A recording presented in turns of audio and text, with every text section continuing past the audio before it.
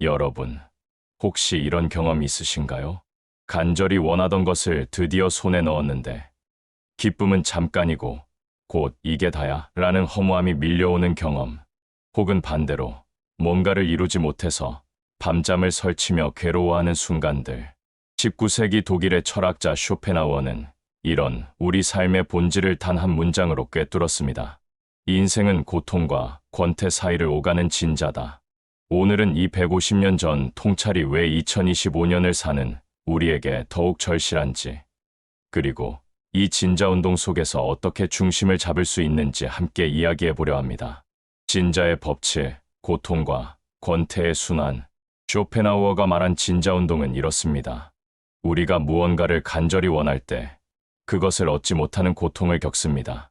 배고픔, 외로움, 인정받고 싶은 욕구. 이 모든 것이 고통의 형태로 우리를 괴롭힙니다. 그런데 막상 그것을 얻으면 어떻게 될까요? 잠시의 기쁨 후에 권태가 찾아옵니다.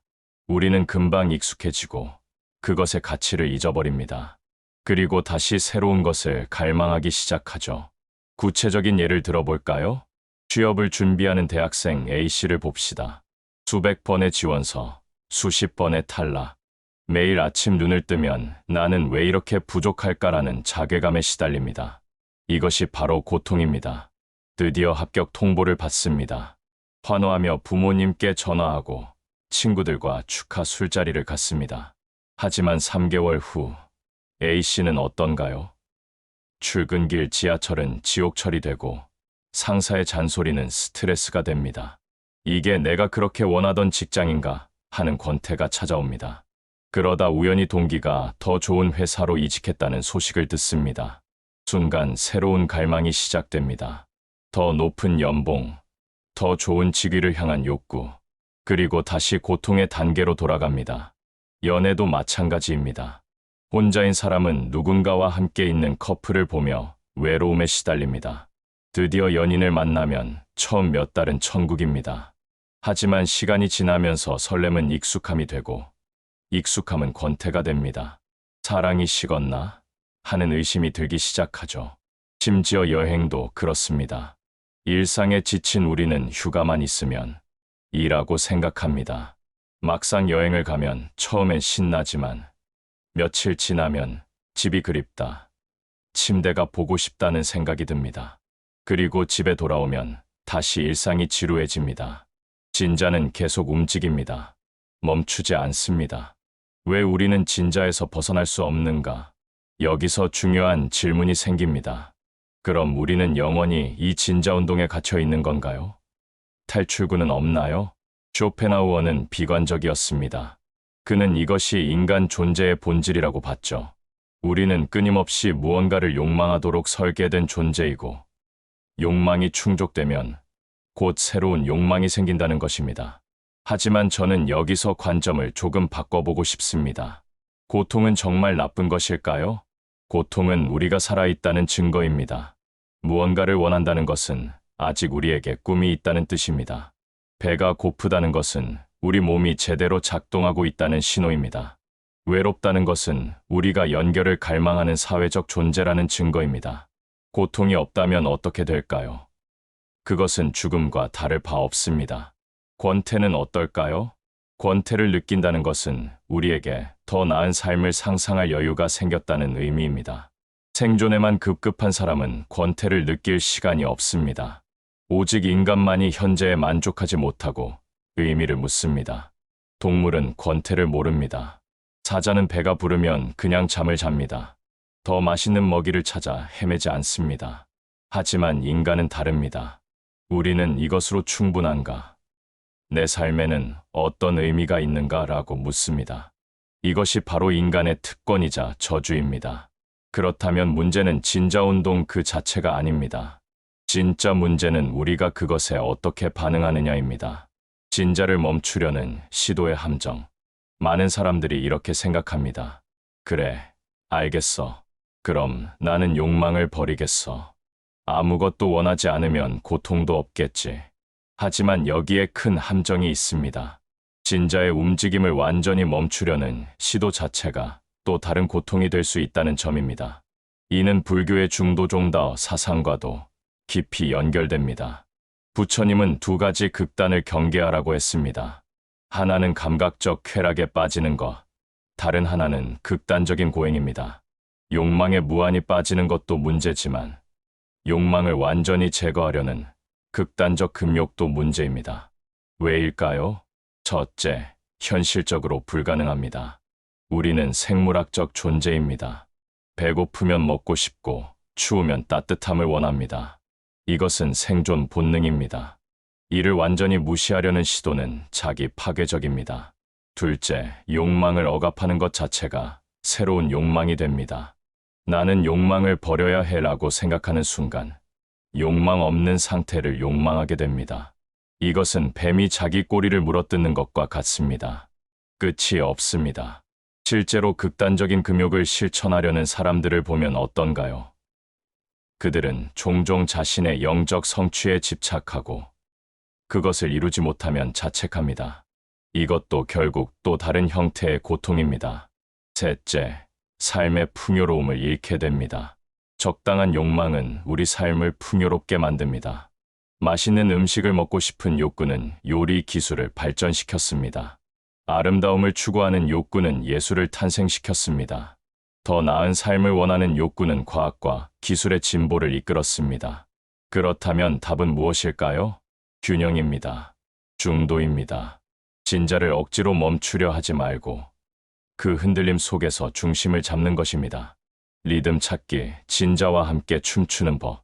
핵심은 진자의 흔들림을 저항할 수 없는 적으로 보는 게 아니라 호흡처럼 자연스러운 삶의 박자로 받아들이는 것입니다. 파도를 생각해 보세요. 서핑을 배운 적 있으신가요? 서핑의 비밀은 파도를 없애려 하지 않는 것입니다. 파도는 자연의 힘입니다. 우리가 통제할 수 없습니다. 대신 서퍼는 파도의 리듬을 읽습니다. 파도가 언제 올라오고 언제 내려가는지 느낍니다. 그리고 그 위에서 균형을 잡습니다. 파도와 싸우는 게 아니라 파도와 함께 춤을 춥니다. 삶도 마찬가지입니다. 고통이 올 때 왜 나한테만 이런 일이? 라고 저항하는 대신 지금은 진자가 고통 쪽으로 흔들리는구나. 이것도 지나갈 거야 라고 받아들이는 것입니다. 권태가 올 때 내 인생은 왜 이렇게 재미없지? 라고 자책하는 대신 지금은 잠시 쉬어가는 시간이구나. 고마운 일들을 찾아보자 라고 전환하는 것입니다. 구체적인 실천 방법을 말씀드리겠습니다. 첫째, 고통 속에서는 무상함을 기억하세요. 이 또한 지나가리라. 페르시아의 한 왕이 반지에 새긴 문구입니다. 좋을 때나 나쁠 때나 이 문구를 보면서 자신을 일깨웠다고 합니다. 지금 힘든 상황도 영원하지 않습니다. 작년 이맘때 여러분을 괴롭히던 문제를 기억하시나요? 그때는 세상이 끝날 것 같았지만 지금은 잘 견뎌내고 계십니다. 실직의 고통, 이별의 아픔, 실패의 좌절. 이 모든 것들은 시간이 지나면 우리를 더 단단하게 만들어주는 경험이 됩니다. 둘째, 권태 속에서는 감사를 연습하세요. 권태는 사실 축복입니다. 생존의 위협에서 벗어났다는 증거니까요. 매일 저녁, 잠들기 전에 5분만 시간을 내보세요. 오늘 하루 중 감사한 일 3가지를 떠올려 보는 겁니다. 오늘 점심이 맛있었다. 출근길에 좋은 음악을 들었다. 동료가 나를 도와줬다. 아주 작은 것들이어도 괜찮습니다. 중요한 것은 이미 우리가 가진 것들의 가치를 재발견하는 것입니다. 셋째, 진자의 중심에 자신만의 가치관을 세우세요. 진자가 아무리 흔들려도 중심축은 움직이지 않습니다. 우리 삶에도 이런 중심축이 필요합니다. 내게 정말 중요한 것은 무엇인가? 나는 어떤 사람이 되고 싶은가? 내 삶의 의미는 무엇인가? 이런 질문들에 대한 답이 여러분의 중심축입니다. 외부의 자극이 아무리 강해도 이 중심축만 단단하면 흔들리지 않습니다. 현대 사회와 극대화된 진자. 그런데 여기서 심각한 문제가 있습니다. 현대 사회는 이 진자의 진폭을 오히려 극대화하고 있다는 점입니다. 쇼펜하우어가 살던 19세기와 지금을 비교해 볼까요? 당시에는 이웃과 자신을 비교했습니다. 마을에서 가장 잘 사는 사람을 보며 부러워했죠. 하지만 그 범위는 제한적이었습니다. 지금은 어떤가요? SNS를 열면 전 세계 사람들의 하이라이트가 쏟아집니다. 휴양지에서 찍은 완벽한 사진, 승진 소식, 행복한 가족 사진. 우리는 수백, 수천 명과 자신을 비교하게 됩니다. 인스타그램을 10분만 스크롤해 보세요. 어떤 감정이 드나요? 저 사람은 저렇게 멋진 곳을 여행 다니는데 나는 왜? 저 사람은 몸매가 저렇게 좋은데 나는 왜? 저 사람은 연애를 저렇게 달달하게 하는데 나는 왜? 끊임없는 비교가 끊임없는 욕망을 만들어냅니다. 그리고 그 욕망은 채워지지 않는 갈증이 됩니다. 소비주의도 마찬가지입니다. 기업들은 우리의 불안을 자극합니다. 이 제품이 없으면 여러분은 부족한 사람입니다. 광고는 매일 이렇게 속삭입니다. 최신 스마트폰을 사면 행복할 것 같습니다. 실제로 사면 며칠은 기분이 좋습니다. 하지만 곧 익숙해집니다. 그리고 6개월 후 새 모델이 나오면 또 갈망이 시작됩니다. 명품 가방도 마찬가지입니다. 수백만 원을 들여 사지만 기쁨은 얼마 가지 않습니다. 곧 더 비싼 가방, 다음 시즌 신상이 눈에 들어옵니다. 성취의 압박도 문제입니다. 30살까지 결혼해야 한다. 35살까지 집을 사야 한다. 40살까지 부장이 되어야 한다. 이런 사회적 기준들이 우리를 쉴 틈 없이 몰아갑니다. 한순간의 휴식도 허락하지 않습니다. 쉬면 뒤처진다는 두려움이 우리를 괴롭힙니다. 결과적으로 진자는 어떻게 되었나요? 더 격렬하게, 더 빠르게 흔들립니다. 고통에서 권태로, 권태에서 다시 고통으로 넘어가는 시간이 점점 짧아집니다. 우리는 하나를 얻자마자 다음 것을 욕망합니다. 잠시도 만족하지 못합니다. 진폭도 커집니다. SNS에서 본 누군가의 화려한 삶과 나의 평범한 일상을 비교하면서 느끼는 박탈감은 쇼펜하우어 시대보다 훨씬 강렬합니다. 현대판 중도의 실천. 그렇다면 우리는 어떻게 해야 할까요? 쇼펜하우어 시대보다 진자가 더 격렬하게 흔들리는 지금, 우리에게 필요한 것은 더 강한 중심축입니다. 첫째, 디지털 디톡스를 실천하세요. SNS를 완전히 끊으라는 게 아닙니다. 하지만 의식적으로 거리를 두는 연습이 필요합니다. 예를 들어, 하루 중 특정 시간에만 SNS를 확인하세요. 아침에 일어나자마자 혹은 잠들기 직전에 SNS를 보는 습관을 버리세요. 이 시간들은 우리 마음이 가장 취약한 때입니다. 주말에는 하루만이라도 완전히 스마트폰을 꺼보세요. 처음엔 불안할 겁니다. 뭔가 중요한 걸 놓치는 건 아닐까. 하지만 놀랍게도 세상은 여러분 없이도 잘 돌아갑니다. 그리고 그 하루가 얼마나 평화로운지 느끼게 될 겁니다. 둘째, 비교를 멈추세요. 타인의 시선이 아닌 자신만의 기준으로 삶을 측정하는 용기가 필요합니다. 작년의 나와 올해의 나를 비교하세요. 다른 사람의 인생이 아니라 내 인생의 진보를 보는 겁니다. 일기를 써보세요. 1년 전 내가 어떤 고민을 했는지, 어떤 목표를 세웠는지 보세요. 그리고 지금의 나를 보세요. 분명 성장한 부분이 있을 겁니다. 셋째, 지금 이 순간의 가치를 발견하세요. 마인드풀니스, 명상, 이런 거창한 것까지는 아니어도 괜찮습니다. 커피를 마실 때 정말로 그 맛을 음미해 보세요. 스마트폰을 보면서가 아니라 오직 커피에만 집중하세요. 따뜻함, 향, 맛, 이 순간을 온전히 느껴보세요. 산책을 할 때 이어폰을 빼고 주변 소리를 들어보세요. 바람 소리, 새 소리, 발밑의 낙엽 소리. 이것들이 모두 우리에게 주어진 선물입니다.